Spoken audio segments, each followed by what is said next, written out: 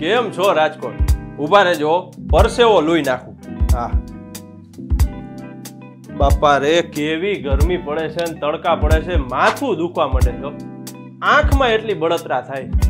પણ તમારી બધા હારે આવું ના થાય ને તેટલા માટે અને તમારું સ્વાસ્થ્ય સારું રહે તેના માટેના કેટલીક બાબતો હું તમને જણાવું. સૌ પ્રથમ તો છે ને આમ ખુલતા કપડાં પહેરવાના છે, ભલે આપણી માપબારા હોય, અને કોટનના કપડાં પહેરવાના છે. અને જો બહાર નીકળો ને તો એટલું ધ્યાન રાખવાનું છે કે ટોપી પહેરવાની છે અને રૂમાલ બાંધીને નીકળવાનું છે. છોકરીમાંથી કંઈક શીખો, એ હંમેશા શિયાળો હોય, ઉનાળો હોય, ચોમાસું હોય, ચૂંદડી તો એને બાંધેલી જ હોય.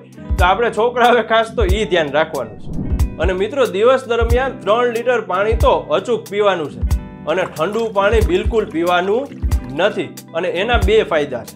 એક તો શરીર તો સ્વસ્થ રહેશે જ, પણ સાથે સાથે મમ્મી જે આપણને ખીજાય ને, એ ફ્રીજમાંથી તું પાણી પીવસ પણ બોટલ તો ભરીને મૂકતો જા, તો એ સંવાદ જ પૂરો થઈ જશે.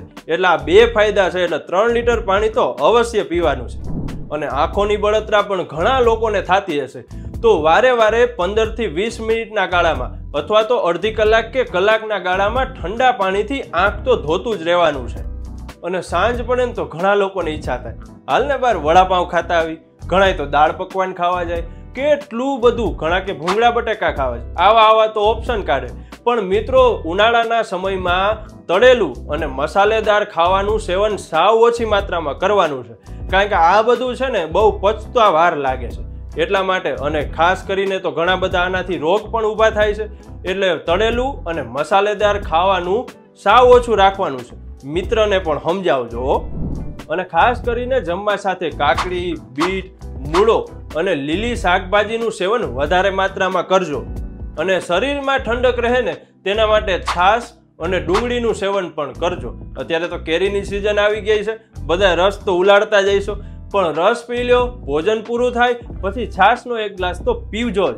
અને ખાસ કરીને ઉનાળામાં રસવાળા ફળો જેમ કે સકરટેટી, તરબૂચ, કેરી, નારંગી અને દ્રાક્ષ, આ બધું માર્કેટમાં અત્યારે અવેલેબલ છે. તો આ બધા ફળોનું સેવન ખાસ કરજો.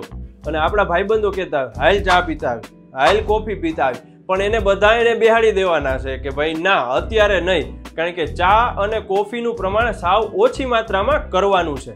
સવારે 1 ટાઈમ અને 1 ટાઈમ સાંજે જ તમારે ચા અથવા તો કોફી પીવાની છે. અને ચા અને કોફીનો જે મિત્ર આગ્રહ કરતા હોય ને, એને નારિયેળ પાણી પીવા લઈ જાજો, એને લીંબુ પાણી પીવડાવજો, એને શેરડીનો રસ પીવડાવજો, પણ ચા અને કોફી એક જ ટાઈમ. અને શેરડીનો રસ, લીંબુ પાણી, નારિયેળ પાણીનું જો તમે સેવન કરશો તો શરીરમાં ખૂબ જ ઝાઝા પ્રમાણમાં પાણીની માત્રા રહેશે અને શરીર ખૂબ જ સ્વસ્થ રહેશે. આપણું રાજકોટ, સ્વસ્થ રાજકોટ.